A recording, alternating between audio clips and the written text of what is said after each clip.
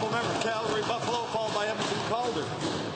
The recent flood is said to be the most costly natural disaster in Canadian history, and unfortunately the government has provided no pragmatic solutions to funding future disaster events. Other jurisdictions the world over have moved on to solutions to not only minimize damage from future flooding, but also protect the public purse at the same time. To the Minister of Municipal Affairs, I have heard many troubling stories from my constituents in navigating the DRP and the subsequent appeal process.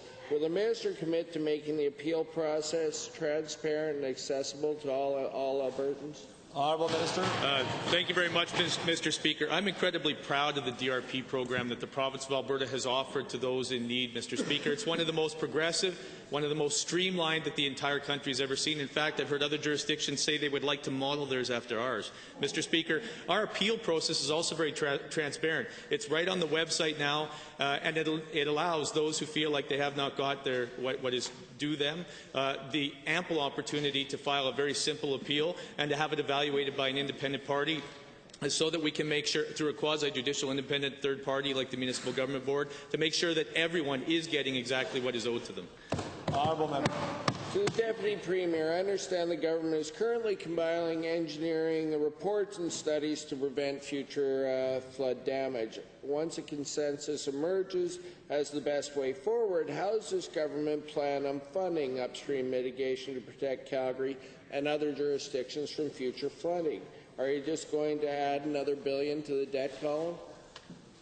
Mr. Speaker, I have met with the federal government several times, along with my other provincial counterparts, and we have constantly pushed the point that our disaster recovery programs are shared with the federal government when it becomes a large disaster, and they can be eligible for up to 90% of the costs, as long as we make sure that we turn in all our numbers appropriately, Mr. Speaker. And so we've indicated to them that it's theirs and our responsibility, along with municipalities, to try and prevent these disasters, because it's much more feasible to invest in prevention than it is to pick up the disaster after. And they've indicated that they're working on a program, and we're going to continue to put pressure on them across the country to make sure that we're working on mitigation together, Mr. Speaker. Honourable member.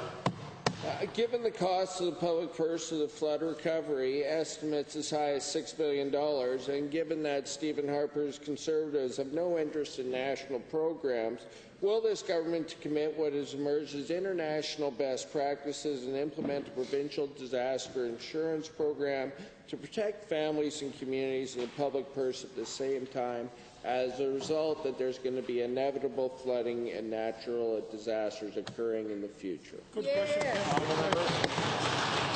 Mr. Speaker, all of these questions are very good and very legitimate. I want to thank the member for them. We've discussed that same issue with our provincial counterparts and with the federal government. Every other jurisdiction out of the G7 or G8 that have done that have done it on a national level because, frankly, Mr. Speaker, most people who would be optional to buy flood insurance is a small group, which makes the cost astronomical. And so we have continued to talk to the federal government and encourage them to sit down at the table with us as partners to talk about what we could do for a national flood insurance program, and we await those continued discussions, Mr. Speaker.